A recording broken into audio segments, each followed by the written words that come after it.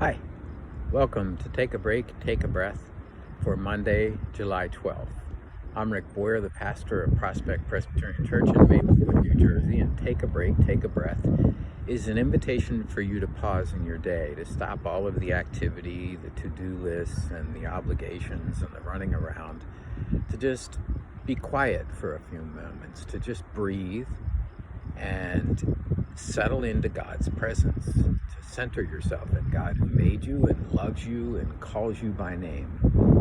Each Take a Break, Take a Breath time, I've been thinking with you about a different passage of Scripture, and today it is Mark 12, verses 18 to 27.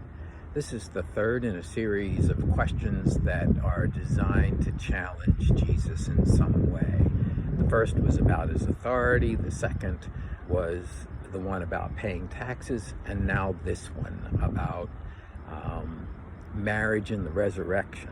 And it's a trick question, surely, because the Sadducees are a group who do not believe in the resurrection.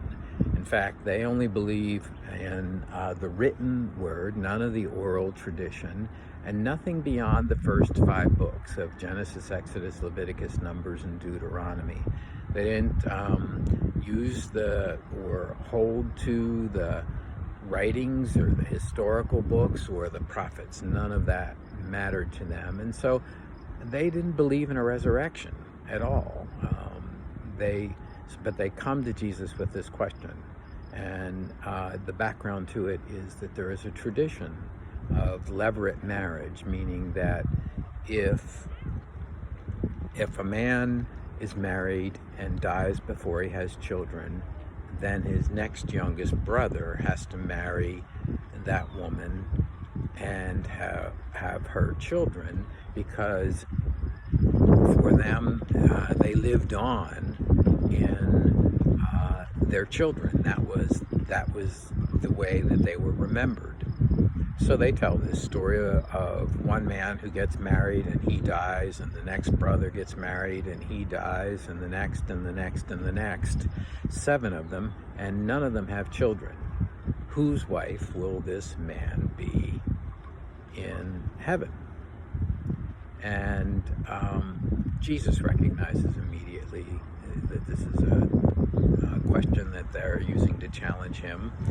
And he says, well, you neither believe in the resurrection, you don't believe it, so you've got a problem. And he says, is not the reason you don't believe that you don't know Scripture or the power of God? Now, for us today, and I think even in the days of the early church, we're not meant to read these things quite so literally. We're meant to read them more figuratively.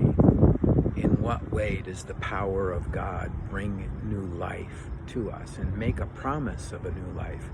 The new life, the resurrected life, is never described in detail anywhere, only with symbols, only with metaphors and stories, but never are we told, well, this is how the life to come will be. So, but we do believe in the power of God. And it's with that I want to focus in. My focus reflection for myself is not the reason you don't believe, is that you know neither the Scriptures nor the power of God. So go to a quiet place in your house if you haven't already done so, or a quiet place somewhere around where you are. If that place has a door, close it. Settle into a comfortable spot, whether it be a chair or a couch or on the floor, and relax. And allow whatever is supporting you to do just that, to support you, to do its job, and for your muscles to relax and let go. And close your eyes. Take a deep breath. And as you breathe in the breath of God. And as you breathe out all that separates you from God. Continue to breathe deeply breathing in the breath of life and breathing out all that does not give you life. Breathe in God's peace and presence. Breathe out all of your worries and your fears and your anxieties and the things that separate you from God. Keep breathing deeply and let the peace and presence of God grow in you. Imagine it like the waters of a shower washing down over you. As it washes down over your head and your face, your mind relaxes and calms. And your face, your brow unfurrows, your jaw, if it's been tight, relaxes, and you smile. As it washes down over your neck, the muscles in your neck lose their tension and become soft and relaxed. As it moves down over your shoulders and your arms to the tips of your fingers, those muscles all are relaxed, and whatever you've been grabbing hold of or lifting up or carrying with your arms is released, and the muscles are renewed. As it moves down into your back, the muscles in your back relax, and the burdens of the day are set down, and the muscles are renewed. As it moves down over your chest, you continue to breathe deeply, feeling the life-giving breath of God coming into your lungs, and that which does not give you life going out. And your heart rate slows to a calm and peaceful pace. As it moves over your stomach, the butterflies and the jitters are stilled. As it moves down over your hips and your thighs and your knees and your calves and your feet, all of the aches and pains from all of the running and doing fade away, and the muscles are renewed and relaxed. Now imagine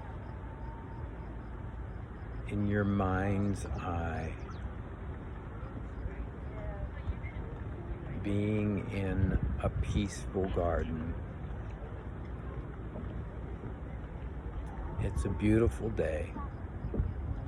It's a quiet day at the garden. Not many people are there. There are flowers in bloom. There is lush greenery. The sound of a fountain that you can see. A place for you to sit and relax in the shade of the day of a tree.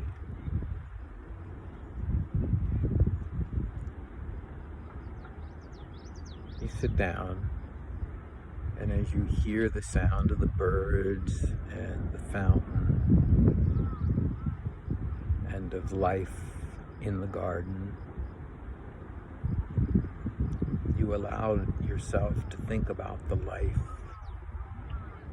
that God offers you and the promise to you of new life, of God's great power.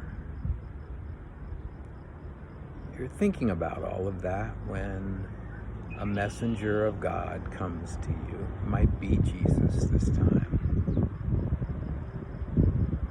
He smiles, sits down by you.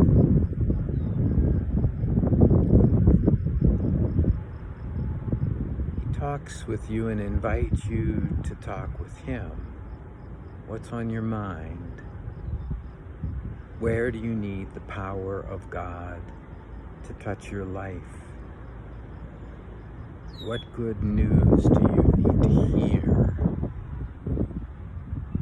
What do you need to see unfold in the course of the days ahead? I'll be quiet while the two of you talk.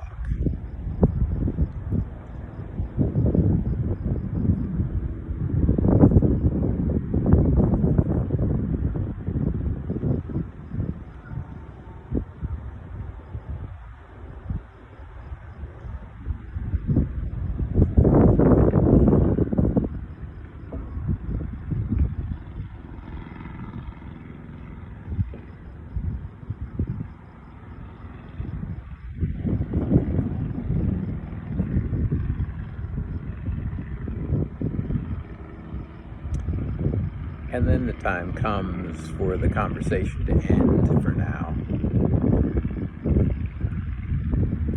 And you wrap it up in whatever way is appropriate, and you say goodbye in whatever way is appropriate. And you allow that image to fade away. And bring yourself back to the place where you are. And when you are ready, open your eyes. That's Take a Break, Take a Breath for Monday, July 12th. If you have feedback for me, or you want to talk or pray together, send an email to rick@prospectchurch.org.